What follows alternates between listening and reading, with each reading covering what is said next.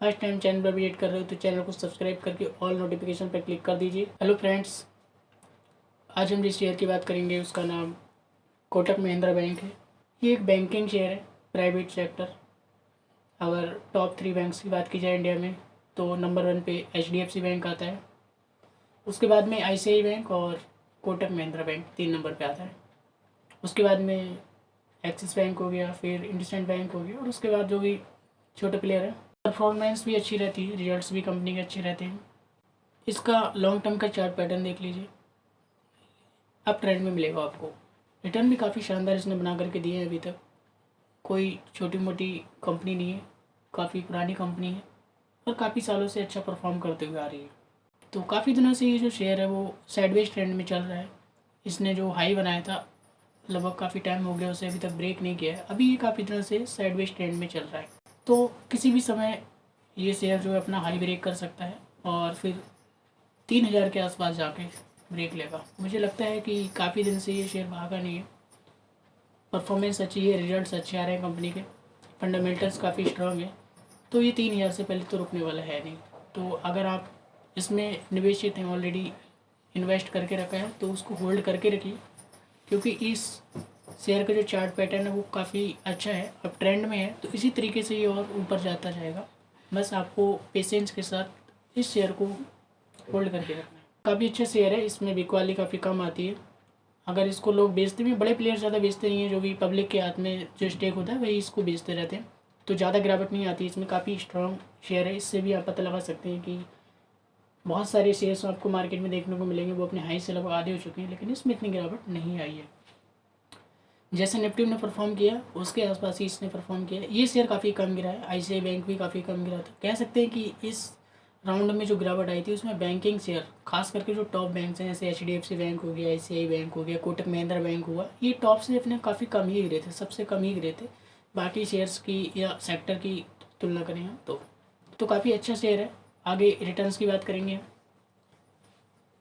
तो अभी इसका बिज़नेस भी काफ़ी शानदार है। बैंक का बिज़नेस मैंने आपको HDFC बैंक में बताया था कि इनका क्या बिज़नेस होता है। ये लोग क्या करते हैं, इनका जो हम लोग रिटेल जो छोटे छोटे लोग होते हैं वो हम बैंक में पैसा डिपॉजिट करते हैं और उसको ये क्या करते हैं, लो इंटरेस्ट रेट पे पैसा लेते हैं हमसे और उसको हाई इंटरेस्ट रेट पे कहीं और दे देते हैं। इससे क्या होता है, हमें ये 3% 4% में पैसा हमारा उठाते हैं और आगे मतलब लोन के रूप में ये 10% 12%, कई कई कंडीशन में तो ये 15% 20% से भी ऊपर चला जाता है। तो इस तरीके से इनका बिज़नेस चलता है, हमसे कम इंटरेस्ट रेट पे पैसा उठाते हैं और किसी दूसरे को हाई इंटरेस्ट रेट पे पैसा दे देते हैं। तो ये इनका बेसिकली बिजनेस होता है, लोन देना।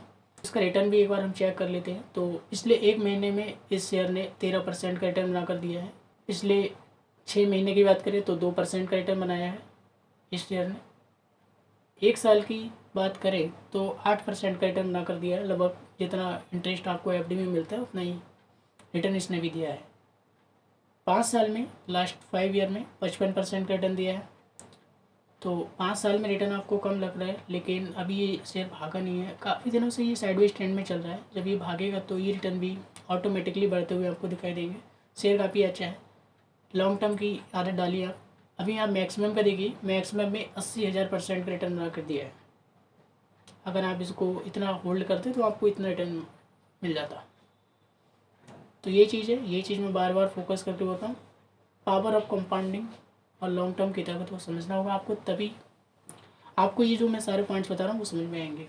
अदरवाइज़ तो आपको दिमाग से ऊपर ही जाने वाला कुछ फायदा नहीं है।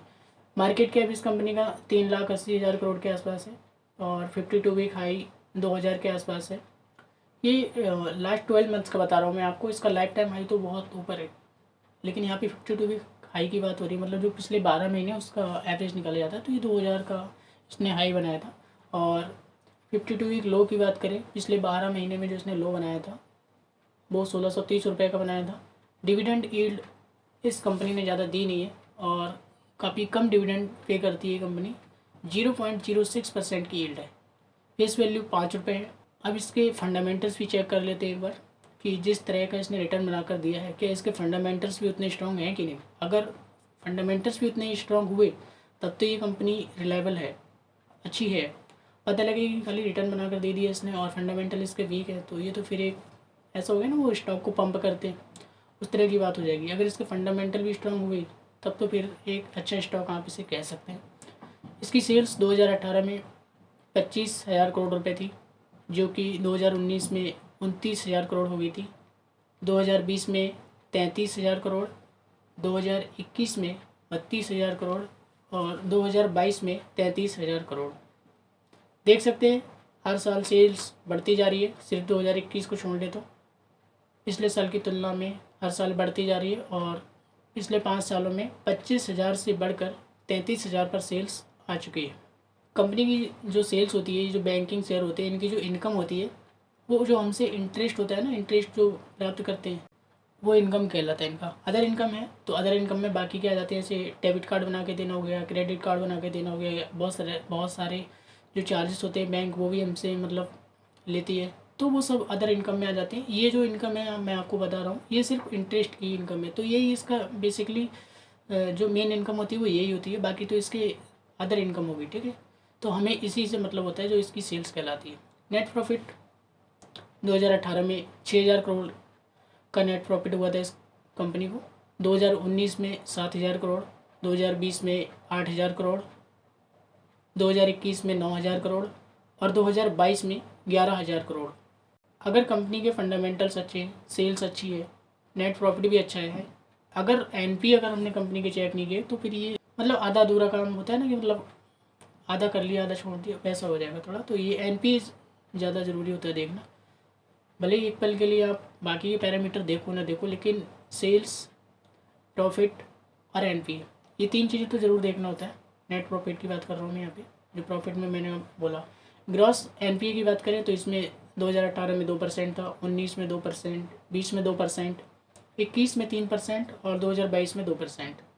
नेट एनपीए जो एडजस्ट करने के बाद हमें दिखाई देता है उसको नेट एनपीए बोलते हैं। तो ये जो है 2018 में 1%, 19 में 1%, 2020 में 0.7%, 2021 में 1.2%, 2022 में 0.7%। तो नेट एनपीए और ग्रॉस एनपीए कोई इतने ज़्यादा नहीं है, ठीक है। ग्रॉस एनपीए 2% के आसपास मेंटेन है और नेट एनपीए 1% के आसपास है। रिजर्व्स और देख लेते हैं इस कंपनी के, बैलेंस शीट का आइडिया लग जाएगा इससे हमें। इस कंपनी के रिजर्व्स 2018 में 49,000 करोड़ रुपए के थे, 2019 में 56,000 करोड़, 2020 में 65,000 करोड़, 2021 में 83,000 और 2022 में 95,000 करोड़। हर साल इसके रिजर्व्स लगातार बढ़ते जा रहे हैं, 49,000 से बढ़कर 95,000 करोड़ पर पहुंच चुके हैं, डबल हो चुके हैं लगभग। काफ़ी अच्छी बात होती है ये हर एक कंपनी के लिए, और एक निवेश के नज़रिए से अगर हम देखें, एक इन्वेस्टर के तौर पे भी अगर हम देखें तो ये वो काफ़ी अच्छा साइन होता है कंपनी के लिए भी और हमारे लिए भी।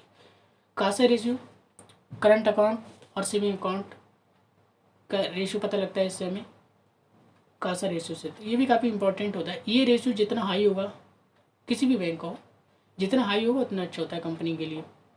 तो 2018 में 50% था, 19 में 52% था, 2020 में 56% था और 2021 में 60% था, 2022 में भी 60% है। तो कंपनी का 50% से ऊपर है, किसी भी पिछले 5 साल में आप चेक कर सकते हैं, किसी भी ईयर में 50% के नीचे आया ही नहीं है, 50% के ऊपर है। बहुत ही अच्छी बात है, बहुत ही ज़बरदस्त है। उसी के साथ हमें CAR एक और रेशियो होता है, CAR कैपिटल एडिक्वेसी रेशियो, ये भी काफ़ी इंपॉर्टेंट होता है। मतलब ये 12% से ऊपर होना चाहिए। तो अगर इसका 12% से ऊपर है तो इसकी जो फाइनेंशियल कंडीशन है बैंक की वो काफ़ी स्ट्रॉन्ग है, और अगर 12 से कम है तो फिर आप कह सकते हैं कि डेंजर जोन में बैंक जा रही है।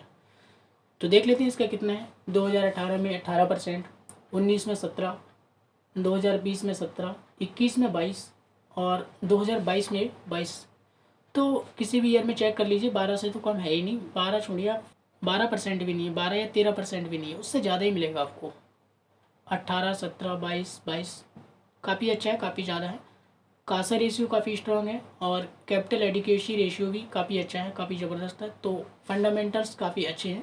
शेयर होल्डिंग पैटर्न और देख लेते हैं। प्रमोटर के पास 26% स्टेक है।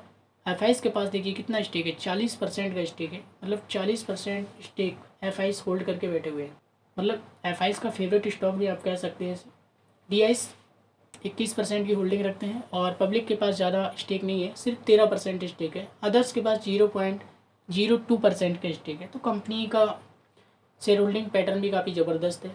तो कंपनी के ओवरऑल जो पैरामीटर्स हैं, जो फंडामेंटल्स चेक करने के बाद जो निष्कर्ष मैंने निकाला है वो ये है कि कंपनी के जो फंडामेंटल्स हैं और जो कंपनी का रिटर्न है दोनों मैच हो रहे हैं। कंपनी के रिटर्न अगर बढ़ रहा है तो कंपनी की इनकम भी बढ़ रही है, सेल्स भी बढ़ रहा है, प्रॉफिट भी बढ़ रहा है, नेट एनपीए भी अच्छी तरह से मेंटेन है। तो कोई दिक्कत वाली बात नहीं है। जिस तरह का रिटर्न इसने अभी तक बना करके दिया है इसी तरह आगे आने वाले टाइम में भी इसी तरह से ये बैंक रिटर्न बना कर देती रहेगी अगर इसकी सेल्स और प्रॉफिट बढ़ता रहा तो। टॉप बैंक में आती है, कोई ऐसा नहीं कि छोटी मोटी बैंक है, काफ़ी बड़ी बैंक है। अगर इसको बैंक हिलाने के लिए अगर कोई छोटी बैंक आती है तो काफ़ी दिक्कतों का सामना करना पड़ेगा। ये ऑलरेडी मतलब अभी काफ़ी बड़ी बैंक हो चुकी है तो इसको पीछे छोड़ना काफ़ी मुश्किल हो जाएगा अभी किसी भी बैंक के लिए। तो मुझे नहीं लगता कि ये बैंक को अभी कोई आके टक्कर दे सकता है। छोटी बैंक्स की बात कर रहा हूँ मैं, हालांकि टॉप 3 बैंक्स में आती है ऑलरेडी, तो उससे ज़्यादा और कहने की कोई ज़रूरत नहीं है। तो ठीक है, मिलते हैं फिर किसी नेक्स्ट वीडियो में। अगर वीडियो पसंद आई हो और एनालिसिस पसंद आई हो तो इस वीडियो को लाइक, शेयर और कमेंट कर दीजिए। फर्स्ट टाइम चैनल पर विजिट कर रहे हो तो चैनल को सब्सक्राइब करके ऑल नोटिफिकेशन पर क्लिक कर दीजिए।